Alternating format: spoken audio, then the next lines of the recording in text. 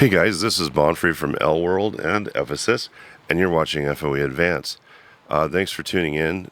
Today, I want to talk about what I think is one of the biggest success factors of this game, and it has been since I started playing it in 2012, and that is your city efficiency or your specific building efficiencies that you choose to put in your city. Either maybe passively, you put something down, you forget about it, it just sits there, and that can become an opportunity cost. So I highly recommend don't do this in any of your cities, and that's what I'm going to call this video is don't let less efficient, poorly producing buildings sit around, because over time it really costs you in terms of growth in many areas of the game, depending on what you're focusing on. So I'm going to show you my decision-making process for how I go about playing the game.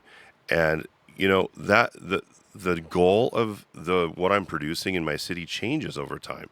That's one of the biggest things that's kept me in this game, is because I can change my city around as I need to, and that's probably the thing I enjoy most doing. Now, I will say the thing I least enjoy doing is redesigning my city from scratch. I literally just put that off as much as I can. However, I will tell you, when you do that, you get a huge payoff, because you recover space. I never rebuild my city the same way twice, not even close. And because of my severe ADHD, like, I don't have a particular formula that I follow. I'm really scatterbrained, and so I tend, my preferred task is to sort of continue to modify my city as I go, and then it starts looking a little bit janky and hodgepodgey and whatnot. But then I finally get fed up enough, and maybe I completely redo my city from scratch, probably once a year. Okay, so that's me. Curious what you guys do, but I want to talk about the butterfly effect and why this is so important, especially tying in this strategy with store buildings. To me, store buildings are one of the most significant assets of the game, because that allows me ultimate control and flexibility over what I do with this city. It really allows me to change the way it looks, for an aesthetic or anything I want. I mean, it gives me freedom, it gives me flexibility. And producing store building kits is actually not really broad in terms of production buildings, and so I was going to talk a little bit about that, and then I'm going to go into using the building efficiency tool, which is part of the FOE helper plugin. Anyway, this video isn't going to go to show you how to particularly use the plugin or install it. There's other videos on that. But anyway, let's dive into the store building stuff. So in my case, if I go into my inventory here, I've got 634 store buildings. Now, that's like way overkill at this point. And again, don't do this. Don't do this in the game. I would not recommend, having to have this many store buildings on hand. But because I kind of went crazy on making sure I had that box checked, I put a bunch of enchanted elixirs in. I got these 2 years ago when I first started playing in Ephesus, and I got them at the Halloween event. And this is still one of the favorite underrated buildings, I think, of many players in this game. The enchanted elixirs does not require roads, which is incredible. And what it gives you for the size, the ROI, space ROI on this is pretty darn good. I mean, aside from next stage goods, you get a 20% chance of getting a full special production, not a fragment, like a full one. So I was playing the numbers game by putting, a ton of these in. I have a pretty good chance of getting one store building at least every day on my collection. So that's why I've ended up, it makes sense. I have about 600 of them because, I guess I'm getting more than that per day because, like I said, I put these in 2 years ago, and I've got 15 of them, it looks like, 14 or 15. Anyway, so that I highly recommend. But the Halloween event coming up, no reason to not go deep on enchanted elixirs. The other building that I'm not going to cover all the buildings that do this. Like, you can just go to Gemini or something and ask, which buildings, how to get this stuff. But the Royal Midnight Clock Tower is another one that's really good.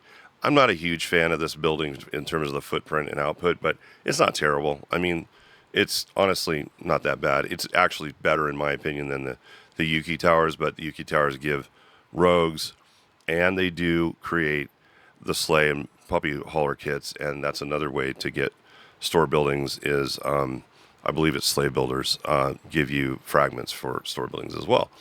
Speaking of which, I literally just tore out all of my puppy haulers and sleigh builders that I had laying around because at this point, I'm really trying to, like polish the tip of the spear. I'm really trying to only put extremely high ROI buildings in my city, and it's hard. It's hard to like pull out a decent, special building, right? I mean, but you got to make choices, and the land lock in this game is real.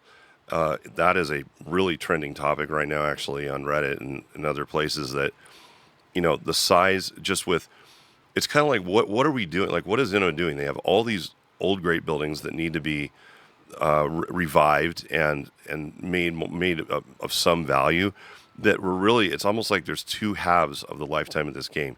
There was like the first 10 years, which was much lower production levels and much lower specs on these great buildings, and they're still out there. It's like, why would you build, a Chateau Frontenac now, right? If you're not going to, if you wanted the stats, okay, but now one special building can outdo what that can. Now, that was a bad example because maybe you want to run recurring quests and get the benefits of that. But anyway, back to store buildings. One other way is to build a Temple of Relics, and you can get store buildings in GE.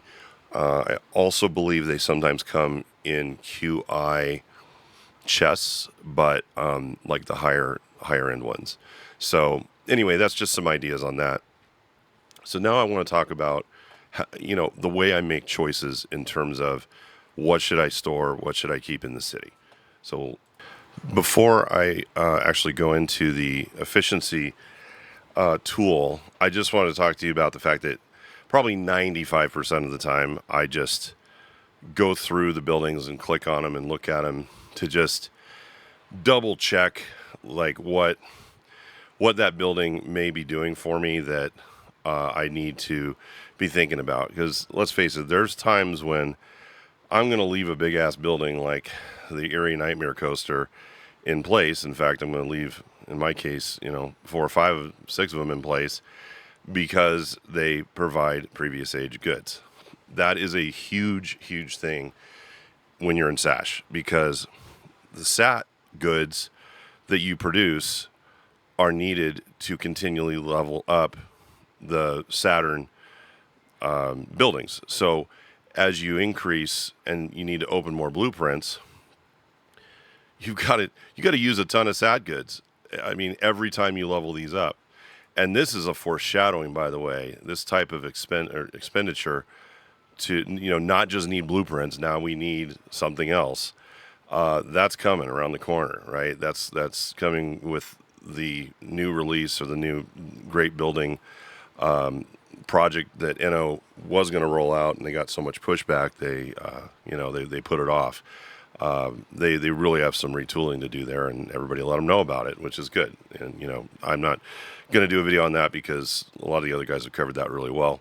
But I have to make a ton of SAT goods. So in my case, I'm going to favor buildings that are inefficient in some ways for things I don't care about in order to get that one thing I need, but it's doing enough of it that it matters, right? Because, well, okay, if I keep one of these, I have a 50% chance of getting SAT goods, right, when I collect. But if I have 5 or 6 of them, I've got a much better chance of getting more goods. So my goal is to produce, like something like 5,000 SAT goods a day. So that'll keep me fed. It'll help some of my guild members with unfair trades, in their favor, things like that. So that's my criteria in this case. The battle stats are great, but my battle stats are already so high that I honestly don't even look at them. It does not weigh on me because I am not a high count battler in GBG, fighter. I don't do thousands of fights. I might do 1,000 fights. So, that's my paradigm, right? Now, if you are all about getting, 10,000 fights per season, then you're going to want to make different choices, right? Just different decisions. You got to take into account, obviously, population, negative happiness if you care, which I don't, or positive population, negative things like that. So the good news is that I've gotten enough flexibility in my population. I'm at 1.8 million that I can put negative pop buildings down, and it's no big deal. There's obviously ways to make sure you have enough population. And I'll mention this as an aside because I like to go on tangents, as most of you know. When you're earlier in a new world, right, and you're building up in the first, say 5 eras or so, I really recommend building an NO. Like with all these special buildings being so powerful, even when you've only been in the game, maybe in that world for say a month or 2 or 3 months, the NO is huge because it gives you that population, and the only problem is that, it is going to put you into negative happiness. But if you stay away from tech tree production buildings, it's not really a big deal anyway. I mean, who cares? So I just really recommend the NO. That was a building that a lot of people crapped on. They still have it in their minds. Like when guildies join my Ephesus World Guild, they don't, they're like the last questions about stuff. And I'm like, hey, we help each other build NOs because it's, a great way to get an initial edge with these special buildings. So you can drop them, like drop a special building that is going to do a ton of stuff for you, way more than, certain great buildings would ever do for you, right? So anyway, that's an aside. So back to my other decision making. So, oh, by the way, while we're in this event right now, I really recommend the Orcrest buildings. Like if you can get these have been available on the wheel, which I was shocked by, that you can get a full building, and then the upgrades are available in the merchant thing. So if you are in an earlier world, or you have a younger city, these can really help out, especially with the coin production. That's totally great. And I mean, the one reason these buildings are in my town is because of the QI boost, right? Attack for attacking army in this case. I mean, a 25% boost for one building is phenomenal, especially a building this size. I don't like the fact that it needs a road, but there you have it. And so recently what I did is I wanted to show you some of the things I've ripped out and why. So I got rid of non-ascended versions, say, of any ascended building, right? So after the 30 days, it expires, and then you're down to whatever the stripped down version of that does for you. And most of the time, I don't find the non-ascended version of these buildings to be very worthwhile. Some of them I'll leave in my city, but I think that's, again, don't do this in the game. Don't leave expired ascended buildings sitting around, because there's probably another ascended building you could put in its place and get that benefit for 30 days, right? Or do an upgrade, etc. That's just, not maximizing your capabilities. Like I have a couple of these Meridian Sundials. These things are beasts, man. I don't remember how I got these or where, but I mean, these things are just insane. Like what they give you for QI, the random unit productions, metals. I mean, it's totally nuts. So I'm curious to see what it's going to be like without being ascended, but I am not there yet, and I haven't looked it up. So anyway, as you can see, I still have some ascended stuff, and then non-ascended stuff. So I just haven't taken the time to put the ascended things down. But what I decided to do was store a bunch of buildings that were helping me create certain resources that I just don't need anymore. So, for example, I stored all my Cappy's spas because the only reason I was keeping these down is because of the Reno and the 1-Up kits. I had to get enough of those so that when the new era comes out, I could literally 1-up every building in my city or Reno it, right? And so I'm like, yeah, I have hundreds of those now. So like 600 or something, so of each. So I just said, yeah, screw it, I'm going to store all that stuff. I also stored my Celtic Glassworks because they they do produce FSP, fragments, which is why I had these down. But I have 2,000 unused FSPs. Now, that's something you also shouldn't do in the game, but I'm doing it. And that is use your FSPs. Don't just not use them, But I get in a hurry and I get lazy and I just don't always want to go through the ritual of motivating, motivating the building or polishing the building and then aiding and then, do the loop-de-loop thing, right? I guess for those of you that imbibe in the devil's lettuce, that might be a focus activity for you. You can just sit there and eat pizza and loop your FSPs 1,000 times or something, which, hey, I mean, it could really boost you up. I mean, you could go crazy. So anyway, I've also started storing, let's see here, the Emberfang totems.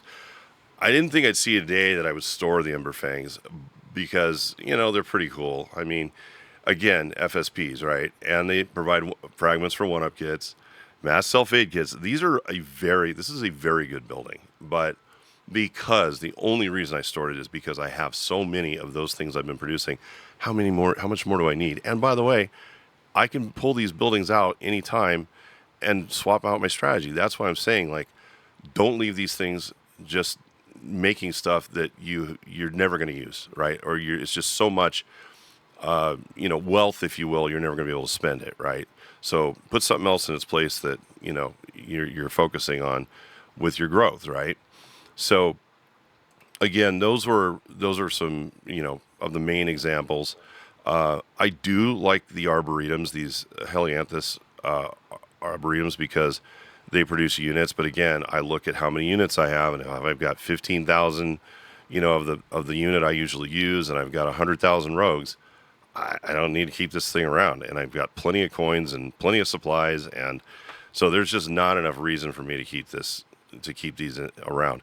It's great that they don't take roads, and at some point I'll put them back down if I need them, And then the Holly Hunters, like I said, I stored all these, and they were, I do like the fact that these give guild goods for the treasury.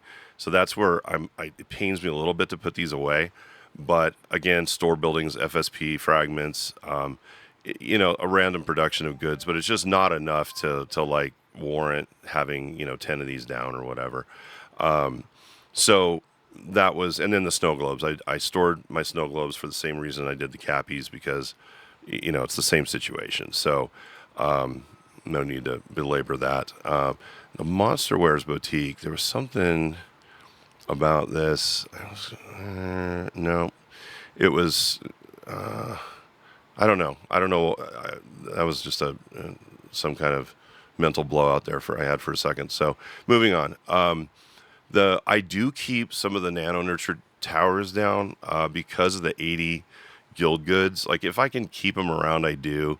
I'll just kind of stick them around in spots. But this is definitely, the axe is gonna fall on the ones I have left. It's just that it produces 35 goods of the previous age, and like I was telling you, I have that SAT issue, goods production issue. So, and one mistake, another thing don't do in this game, is as soon as, in my case, I hit sash, I was like, oh, I want to build up all these sash goods, right? And I wasn't thinking, I was like totally blind spotted on the SAT goods production problem I was going to have. So I went around and renoed all these buildings, or one-upped them from SAT to sash, and then a little while later, I'm like, oh crap, I really hurt myself. So I've been using a lot of my one down kits to get some of these buildings in a place where they can produce SAT goods, right? So like I one downed all my Astral Viaticums, so that, because they make 400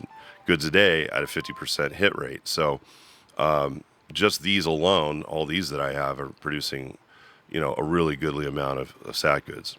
So anyway, let's move on to the efficiency rating tool. So gonna open that up once I find it. Okay, so this tool can really get deep. There is a lot of stuff you can do with this tool. This settings, this almost invisible button over here, is where you can build your weights and measures, and you can filter. And I mean, it really is an incredible tool. It's amazing in that way. But anyway, how do I get out of this thing? Here I am going like, yeah, check it out, and I am stuck. Okay, well, great. So let's try this again. Okay, results. There we go. Oh, so you hit result to get out of that screen. Okay, that's nice. Well, maybe that'll help some of you avoid that pitfall. So what I want to look at, in my case, that SAT goods production is really important to me. Like, it's way more important to me than forge point production, believe it or not, because I'm just in general producing so many forge points. I always make sure that I do every level of GE so that I always have, I'm slipping my mind, the Forgotten Temple. I always have a Forgotten Temple because it gives me a 20% boost on my forge point collection. That is insane. That's a huge boost, right? So I'm collecting like 20,000 FP a day, which is a lot. I know there's people getting way more than that, but it's enough that I can be generous. I can pretty much do what I need to do. So I don't really put any concern on the forge points unless, I'm doing something in particular. So what I do is I go to goods and then I sort by that, and then it's going to give me a score on the efficiency rating for the amount of space that building takes up.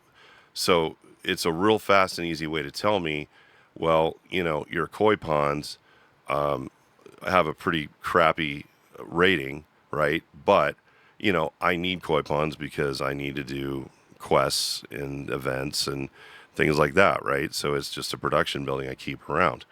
But to really know what my best stuff is, you want to find the green, right? And you can filter this, and you can filter by score, by score weight, things like that. So really, this is just a way for me to get some windage on like what I'm thinking a building might be efficient when it comes to goods, and then maybe it's not, right? So anyway, when I do that, it highlights, and then I can just kind of see what's going on. So I'm not going to belabor this much longer in terms of this tool, but it's a way to look at stuff, and it's pretty cool. So so there's that. By the way, have you guys noticed that in the more recent special events, like let's say recent, like over the last couple of years, that they haven't been throwing in as many finish productions from your era or the previous era? I did see it, I think, in the last event or the one before that, but I'm happy to see that for the most part, you don't have to finish, like if it says finish, 25 productions, 8-hour productions, which I think is so stupid. I hate that. I think, don't we all, right? But for the most part, you could use any era building. So what's great about that is a lot of times, if I want to store some of these temporarily, again, having lots of store buildings gives me that flexibility, because these are doing nothing for me other than working for me in an event. Like, I don't need to run, supply productions. I've got 12 billion supplies. Like, I'm never going to need to worry about that. So a lot of times I will store these and then put something else there and then bring them back out when an event comes. That used to be a little more practical than it is now, because obviously it seems like we have 10 events a year now or something like that. I haven't really looked, but it's just a lot more than it used to be. So I just tend to leave these around and just take the hit. But if you are into this game a lot and you really want to maximize your space ROI, then great. And then there's buildings that I'll just put down for a little while. Again, back to the Ascended thing. Like this Mad Scientist Dominion, it downgrades. I think it was a 90-day lifespan. I keep it only, again, because it's producing 280 goods, and I have it in Space Age Titan. So, once this descends, I'm going to just kill it. So, that's the philosophy. That's the idea. So, anyway, I hope this video was helpful to you, and I hope that you tune in again, because I've been gone for a while and Please subscribe, like, comment, all that stuff, and we'll see you on the next one. Take care.